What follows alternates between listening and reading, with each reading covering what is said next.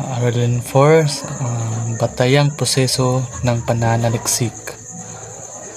Matatandaan mula sa mga nakaraang aralin na ang husay ng isang pananaliksik ay batay sa prosesong pinagdadaanan nito. Hindi ito dapat minamadali o may shortcut. So, maninda kita sa ang batayang proseso ng pananaliksik ay binubuo ng pagbuo ng konseptual na balangkas, pagtukoy sa metodo ng pananaliksik, pagtukoy sa layunin ng paksa, pangangalap ng datos, pagbuo ng konseptong papel, paggamit ng iba't ibang sistema ng dokumentasyon, pagbuo ng bibliography, pagsulat ng borador, at pagsulat ng penal na borador. So amo ito siran ang batayang proseso or ang process sa paghimo ng pananaliksik na mahimo mong guide para mas ma-ensure ang quality ng kamaygihimo na pananaliksik and mas plaster or mas structure. And sa pagbuo ng konseptual na balangkas, ang pananaliksik ay gaya ng kahit na anong struktura na nangangailangan ng matibay na pundasyon.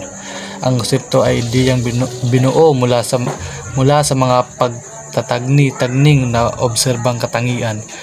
Ang konseptual na balangkas naman ay ang pangkalahatang paglalarawan na nagpapagitan ng mga ugnayan ng mga konseptong aaralin. So ang konseptual na balangkas is isa sa na importante ng part sa paghimo ng pananaliksik. Kaya gaserve yan as direction or flow ng kamay pananaliksik or momento lang yaan ang ining direction or flow sa kamayo gihimo na research or pananaliksik. And sa pagtukoy sa metodo ng pananaliksik, ang metodo ng pananaliksik ay pamamarang angkop gamitin para sa paksa at layo ng pananaliksik. Mayroong mga pangunahing metodo na maaaring gamitin sa pagsasagawa ng pananaliksik. Ito ay ang sumusunod. So, or kung ito ang kibali ang para matagal na to or no ang purpose ng gimo may na research or panaso, ini ang possible na gamiton is ini ang mga possible na gamit is ang deskriptibong pananaliksik. So ang deskriptibong pananaliksik is ito ay tinatawag ding palarawang paraan ng pananaliksik. Nagsasagawa ito ng mga pagtatala, paglalarawan, pagpapakahulugan, pagsusuri at paghahambing. Madalas itong gumagamit ng mga talahayan upang mas madaling maunawaan ng mga mambasa ang mga datos ng pag-aaral. So ang deskriptibong pananaliksik is paraan para mailarawan at maisuri upang mas madali itong maunawaan. Experimental. Ang experimental na pamamaraan ng pananaliksik ay itinuturing na pinaka-sophisticadong paraan ng pag-aaral upang subukin ang mga palagay o hypothesis. Ang tuon ng metodong ito, pagtuklas, dahil pinag-aaralan ng mga sanhi at bunga ng mga variable. So, like example sa medisina, isang pag-aaral upang subukin ang epekto ng isang bagong gamot sa mga pasyente na may sakit sa puso. Historical. Ang metodong ito ay nakatuon sa mga nakaraang datos tungkol sa tao, kalagayan, pangyayari at iba pang inuugnay sa kasalukuyan o maging sa hinarap.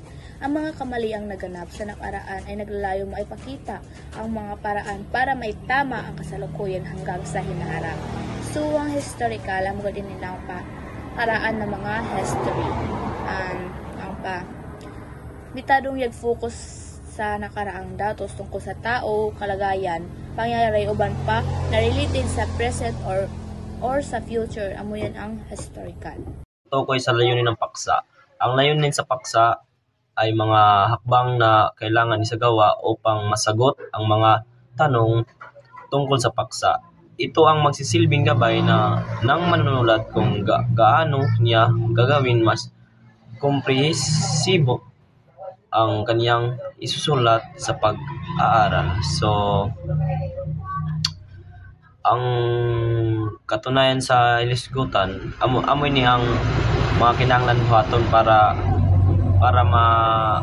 matubag ang mga pangutana may tungod sa hilisgutan. Ini hatag ng giya sa mga magsusulat kung giuno nilang paghimo nga para mas masabtan o kompresibo ang kanilang sulat sa pagtuon. Amo yan. So, mayroong dalawang bahagi ang layunin. Ang una ang pangkalatang layunin ay sumusukat sa kabuang larawang nais gawin ng manunulat. Tapos ang kaduha is ang tiyak na mga layunin ay ang mga tiyak na hakbang na kailangan isagawa upang humantong sa pagsagot sa pangkalahatang layunin. So, ang sa pangkahalatang layunin, iniyagtakday na sa kinatibok na tumong nga gusto makabot sa mga magsusulat. Tapos ang sa tiyang na mga layunin is amoy ni ang mga piho nga buhat o lakang mga kinahanglan buhaton para makabot ang pagkahalatang mga hakalangtang layunin. Amoy yan. Datos. Ang mga halap ng datos ay ang paghanap at pag-iipon ng mga impormasyon, datos, pag-aaral at dokumentong may kaugnayan sa paksa ng pananaliksik kabilang sa mga maaaring puntahan para mangalap ng datos ay ang mga sumusunod. So, pangalap sa mga datos is igpasabot na sa pagpangita sa og mga pagtigom sa mga impormasyon sa datos, pagtuon og mga dokumento para nga aroy makalabutan sa panundikduki. Tapos ang mga example ganis mga kuan basta mga aklatan, mga internet og mga online repository og mga pagkinabi sa mga espiritu og mga tigduki-duki, yung mga duki-duki ba yan? Ang konseptong papel. Ang konseptong papel ay isang paglalagom ng kabuwang ideya o kaisipang tumatalakay sa ibig tuklasin, ninalawin o tukuyin. Nagsisilbi itong mungkahi ng mga mananaliksik tungkol sa pagpapakasain ng kaniyang pananaliksik, karaniwang guro o tagapayo upang matulungan siyang magkaroon ng mas malinaw na deskripsyon sa pagsulat ng kaniyang papel pananaliksik. So ang paghimo sa konsepto ng kuan gibali itong mga papel isa ini paglatid sa mga unang idea sa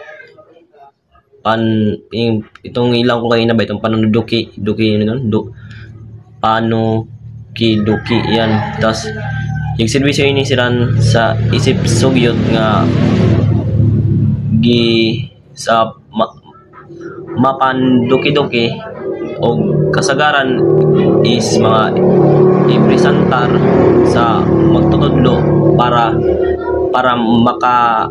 maklaro ang mga direksyon sa panduki-duki yan para mas maklaro.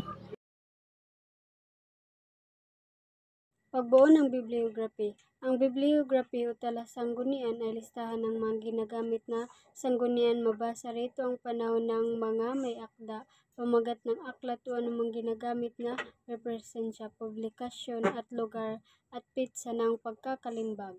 Ito ay makikita sa bandang hulihan ng aklat o ng anumang proyektong isinulat gaya ng pananaliksik. Nakayas ito ng paalpabito upang madaling hanapin ang sangguniang ginagamit. Ang pagbuo ng bibliography ay isa yan kalistahan na ginagamit na sanggunian. Ang pagbuo isab ng bibliography kay mabasa mo nga na ang may akda, pamagat, aklat o anumang ginagamit ng represensya. Makuan mo sa bang lugar at pizza na nakabutangan to. Makita mo usab iyan sa bandang huli ng aklat para sa mga nga na makita sa conclusion na makita mo sab nga na nakaplastar da iyan para dali mo yan mahanap. Pagsulat ng final na borrador. Ang final na borrador o final draft ay ang huling pagsulat ng borrador ng pananaliksik. Sa bahaging ito ay kailangan labis na bigyang pansin ang mga pagwawastong isinagawa ng tagapayo sa mga naunang borrador na ipinasa. Ang final na borrador is aminiyan ang last na chance ng pagsuwat ng kanilang pananaliksik. Sa ngani, ang last na chance na para tadungon o isakto ang kanilang mga mali sa pagsuwat ng kanilang pananaliksik. Ang karugtong na bahagi para sa aming report. Tandaan ng mga batayang proseso ng pananaliksik ay gabay para maging maayos at madali sa mananaliksik na isagawa ang kanyang pag-aaral. Bawat hakbang sa prosesong ito ay mahalaga at makakan para sa ikakatagumpay ng Maraming salamat sa pakikinig.